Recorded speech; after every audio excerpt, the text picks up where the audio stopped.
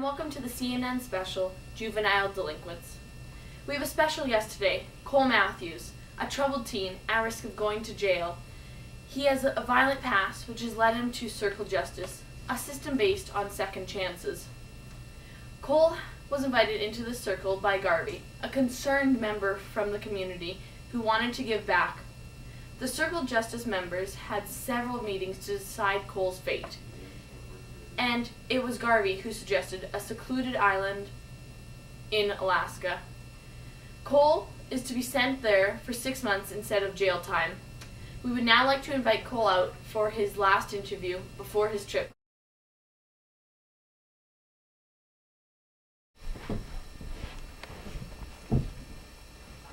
Welcome, Cole. How are you doing? I don't want to be here. Just send me to this stupid island and get this over with. Yes. Cole, we just have a few questions for you, if you don't mind. Can you tell us about Peter and how you feel about what you did? He had it coming. Nobody crosses with Cole Matthews and gets away with it, especially that stupid little Peter. I don't regret what I did, and this island's just an alternative to jail. So are we done here? What do you expect on the island, Cole? Change, perhaps? I don't know. Trees, rocks, I guess, obviously. I plan to do my time and that's it, okay? You told the circle you were sorry and will change on the island. Is that true?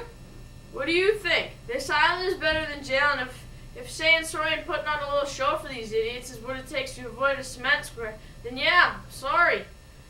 Thank you for joining us. We'll catch you next week. Hello, Peter. Would you mind sharing your thoughts on Cole going to the island? No, you should go to jail. Why? He hurt me. Do you think Cole getting out of jail and going to the island is fair?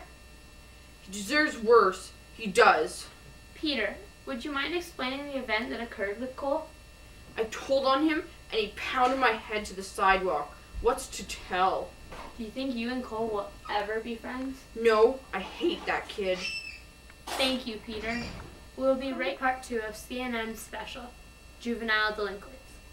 Do you remember Cole Matthews, the troubled teen who was threatened with jail, but instead was sent to an Alaskan island for 6 months? Well, his trip was cut short due to complications, in which Cole wishes to explain. I would now like to welcome Cole. Hello. Cole, we understand you had a rough time on the island. Would you mind telling us about it? Sure. Alright, so why did you come back? I'll start from the beginning. I was sent to the island because I injured Peter, a kid at my school. So it was either jail or the island, and I chose the island. But at the time, I would have taken anything but jail, so I said anything to get out of it. I lied, but got to the island. I attempted an escape, but failed, and I burnt down the shelter built for me. I had seen the spirit bear on the island.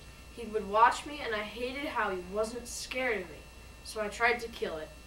I ended up hurting myself. For days I lay, waiting for death and the bear to return. But they never came, and I was caught in a storm. And the birds and the death, I was jealous. It's okay, Cole. You're safe now. You said you were caught in a storm. What was the storm? There was the storm. It knocked down this tree with these innocent birds. They were babies that did nothing. They died. Thank you, Cole. What happened after the storm with the spirit bear? The bear returned a few times and watched me. I hated it. But it wasn't his fault he attacked me. He was just protecting itself.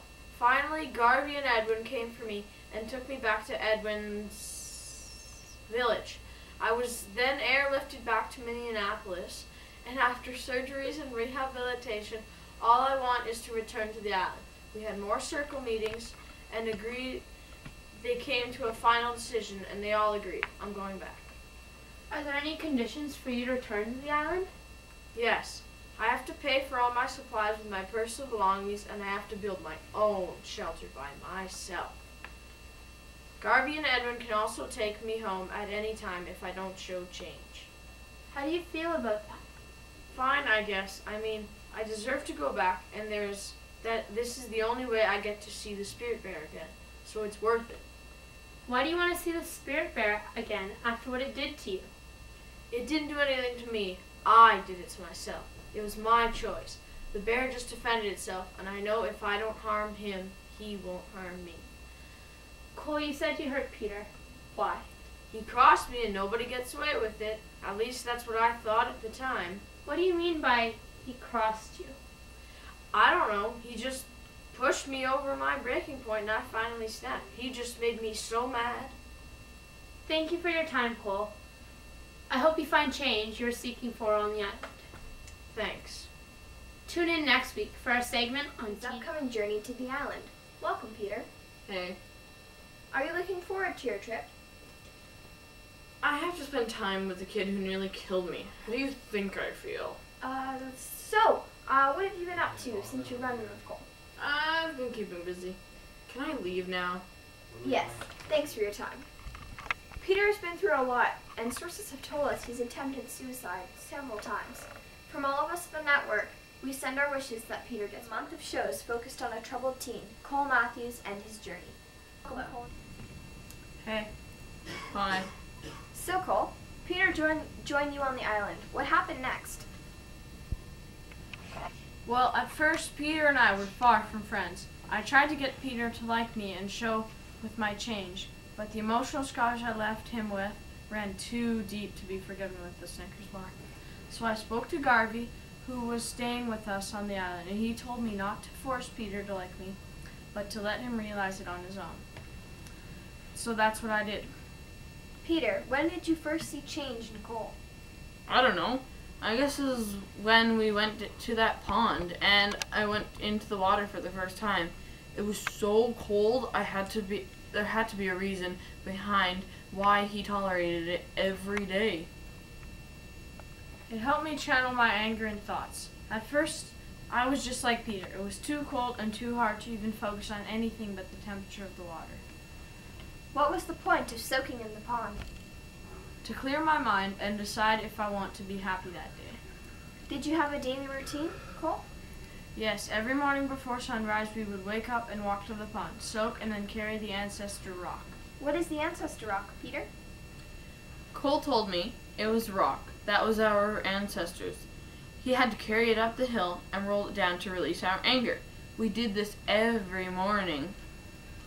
What else did you do in your spare time? We carved our totems. Whenever we saw an animal, we could carve it and dance the dance of that animal. Tell me about the animals you saw and the kind of dances you performed. We saw whales, mice, birds, and the spirit bear. The dances could not be described. They were something you feel. The spirit bear? Do they live up there? Yes, no one believes until they see it.